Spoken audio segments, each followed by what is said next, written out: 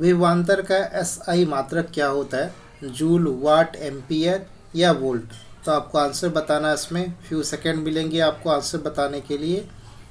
आपको बताना है ए, बी, सी या डी, इसमें से कौन सा ऑप्शन सही है। विभवांतर का एसआई मात्रक जो है वो क्या होता है? तो इसका जो राइट आंसर है वो हमारा क्या चला जाएगा?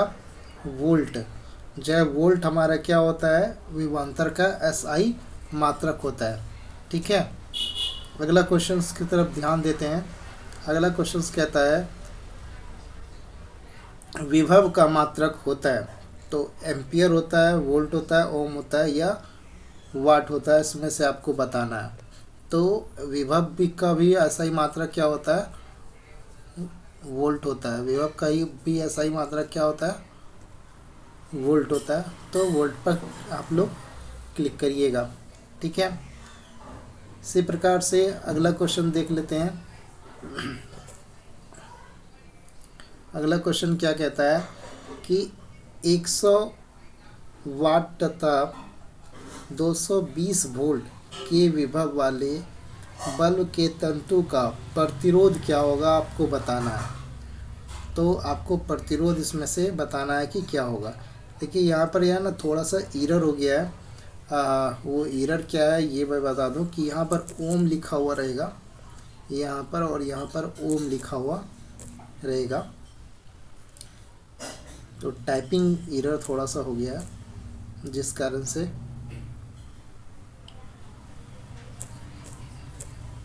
तो यहाँ पर ओम रहेगा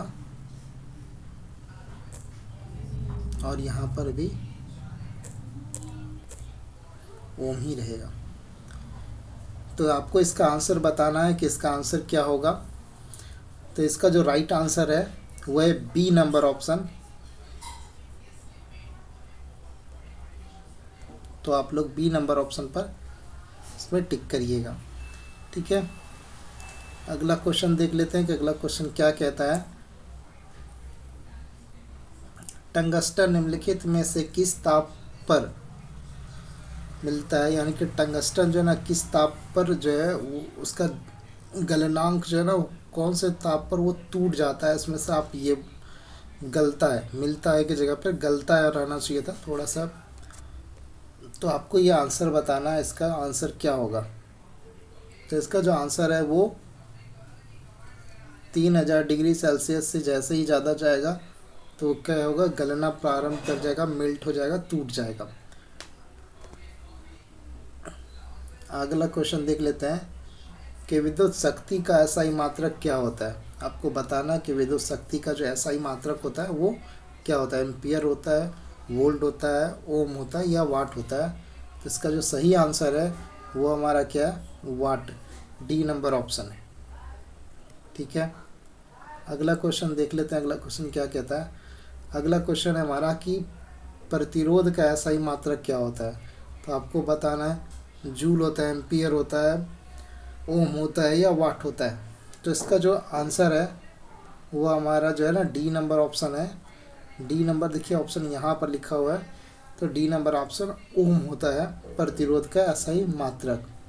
ठीक है, अगला क्वेश्चन की तरफ देखते हैं कि 12 वोल्ट विभवांतर के दो बिंदुओं के बीच 2 कूलम आवेश को ले जाने में कितना कार्य किया जाएगा, उसका मात्रा बताना है आपको। तो ए नंबर ऑप्शन में 6 जूल, 24 जूल, 14 जूल, 10 जूल। तो आपको इसका आंसर जो है वो बताना है कि इसका आंसर क्या होगा। ठीक है, तो इसका जो आंसर है वो हमारा क्या जाएगा? बी नंबर ऑप्शन जाएगा कि 24 जूल जो है वो खर्च होगा यहाँ पर उसमें कार्य में। 12 वोल्ट के विभव को लेकर के 2 कूलम के आवेश को लेकर के जाने में उसमें 24 जूल लग जाएगा। अगला क्वेश्चन देख लेते हैं। अगला क्वेश्चन क्या कहता है कि सेल के विद्युत वाहक बल का मात्रक क्या होता है? ओम होता है, वोल्ट होता है, एम्पियर होता है या कूलम होता है? तो देखिए विद्युत वाहक बल का भी मात्रक वही होता है जो विभवांतर का या विभव का होता है। तो इसका जो आंसर है वो हमारा क्या होगा? वोल्ट होगा। ये ट्रिक है याद करने का। विभवांतर, विद्युत वाहक बल और विभव तीनों के मात्रक सेम ही होते हैं। ठीक है, और तीनों ही जो है ना वो विभव के ही प्रकार हैं। अगला क्वेश्चन देख लेते हैं कि अगला क्वेश्चन क्या कहता है। अगला क्वेश्चन है कि 1 एम्पियर के स्केल पर आपका क्या लिखा हुआ है, 0 लिखा हुआ है, और 24 के बीच, 0 और 24 के बीच का विभाग जो है वो कितना है, 20 है। तो इसका अल्पतम मान आपको ज्ञात करके बताना है, इसका अल्पतम मान होगा कितना। ठीक है, तो इसका जो आंसर है वो क्या जाएगा, आपको चूज़ करके बताना है।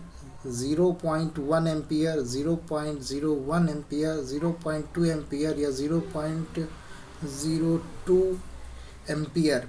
तो इसका जो आंसर है वो हमारा क्या होगा, ए नंबर ऑप्शन होगा। ठीक है, 0.1 एम्पियर। अगला क्वेश्चन देखते हैं कि आवेश का एसआई मात्रक क्या होता है, आपको बताना है।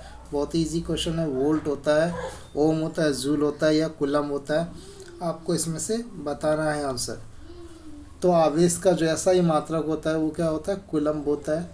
ठीक है, डी नंबर ऑप्शन चला जाएगा। अगला क्वेश्चन देख लेते हैं कि अगला क्वेश्चन क्या कहता है कि जब किसी चालक तार से विद्युत धारा प्रवाहित होती है तो गतिशील कण होते हैं। तो इसमें से गतिशील कण कौन सा होता है, परमाणु होता है, आयन होता है, प्रोटॉन होता है या इलेक्ट्रॉन होता है, आपको इसमें से बताना है। तो इलेक्ट्रॉनों के सतत प्रवाह की दर को क्या कहते हैं, विद्युत धारा कहते हैं। तो इसका मतलब इसका जो आंसर है वो हमारा क्या जाएगा, इसका आंसर इलेक्ट्रॉन्स जाएगा। इसका आंसर क्या होगा, इलेक्ट्रॉन होगा। तो इसी प्रकार से अब अगला क्वेश्चन देखते हैं। अगला क्वेश्चन कहता है कि निम्नलिखित में से कौन विद्युत का सुचालक है, सल्फर, प्लास्टिक, आयोडीन या ग्रेफाइट। तो ग्रेफाइट जो है इसमें विद्युत का सुचालक है। हमारा आंसर क्या होगा, डी होगा। आप चाहो तो म्यूट करके भी इसका आंसर कर सकते हो अपने से भी। ठीक है, अगला क्वेश्चन देख लेते हैं कि विभवांतर का एसआई मात्रक क्या होगा। रिपीटेड क्वेश्चंस भी हैं हमारे बीच में। तो विभवांतर का जो एसआई मात्रक मैंने अभी जस्ट बताया था कि क्या होता है, वोल्ट होता है। ठीक है, अगला क्वेश्चन देखते हैं कि विद्युत बल्ब का तंतु किस धातु का बना होता है, आपको ये बताना है। तो उसी से मिलता जुलता अभी क्वेश्चंस आया था, तो उसमें मैंने आपको आंसर बताया था कि आंसर इसका क्या होगा, बी नंबर ऑप्शन होगा। टंगस्टन का बना होता है। किसका बना होता है, टंगस्टन का बना होता है। अगला क्वेश्चन देखते हैं कि 10 ओम और 20 ओम के दो प्रतिरोधों को श्रेणी क्रम में यदि जोड़ेंगे तो उसका समतुल्य प्रतिरोध कितना होगा। तो देखिए, समतुल्य प्रतिरोध यदि श्रेणी क्रम में जुड़ा है तो 10 और 20 दोनों मिलाकर के 30 ओम होता है। तो उसमें से 30 ओम जो होगा वही इसका क्या होगा, राइट आंसर होगा। तो आप बता सकते हो इसका आंसर क्या है भाई, सी नंबर ऑप्शन है। ठीक है, क्योंकि इस श्रेणी क्रम में जो है क्या हो जाते हैं, हमेशा प्रतिरोध जो है आपस में जुड़ जाते हैं। अगला क्वेश्चन देख लेते हैं कि अगला क्वेश्चन कहता क्या है। किसी बल्ब से, कोई बल्ब है आपका, किसी बल्ब से 220 वोल्ट पर 2 एम्पियर की धारा प्रवाहित होती है, तो उसका फिलामेंट का प्रतिरोध कितना होगा, ये बताने के लिए बताना है आपको। ठीक है, ये आपको आंसर बताना है इसके कि फिलामेंट का प्रतिरोध क्या होगा।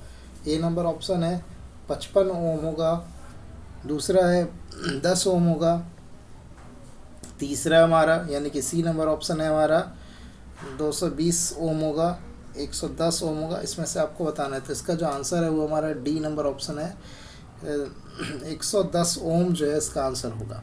ठीक है, अगला क्वेश्चन देखते हैं। अगला क्वेश्चन क्या कहता है। अगला क्वेश्चन कहता है कि बैटरी से जिस प्रकार की धारा प्राप्त होती है वो कौन सी धारा कहलाती है।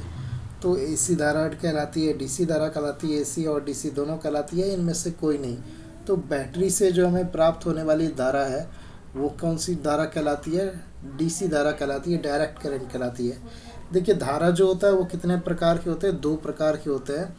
प्रत्यावर्ती धारा जिसको एसी करंट कहते हैं, और दिष्ट धारा जिसे डायरेक्ट करंट, दिष्ट धारा यानी डायरेक्ट करंट यानी डीसी कहते हैं उसको शॉर्ट में। अगला क्वेश्चन देखते हैं कि आमीटर को विद्युत परिपथ में कैसे जोड़ा जाता है, मतलब किस तरीके से उसको जोड़ा जाता है, ये बताना है आपको। तो क्रम के हिसाब से इसमें श्रेणी क्रम में, समांतर क्रम में, या इनमें से कोई नहीं, या दोनों क्रम में जोड़ा जाता है। तो अमीटर जो होते हैं उसे हमेशा परिपथ में किस क्रम में जोड़ा जाता है, श्रेणी क्रम में जोड़ा जाता है। इसका ए नंबर ऑप्शन होगा। तो इसका ए नंबर ऑप्शन होगा, श्रेणी क्रम में जोड़ा जाता है। ठीक है, अगला क्वेश्चन देखते हैं। अगला क्वेश्चन क्या कहता है कि वोल्ट मीटर को विद्युत परिपथ में कैसे जोड़ा जाता है। अब वोल्ट मीटर की बारी आई, तो वोल्ट मीटर को जो है ना किस क्रम में जोड़ा जाता है, समांतर क्रम में जोड़ा जाता है। तो इसका जो आंसर है हमारा क्या चला जाएगा, बी नंबर ऑप्शन जाएगा। ठीक है, आमीटर को श्रेणी क्रम में और वोल्ट मीटर को समांतर क्रम में जोड़ा जाता है।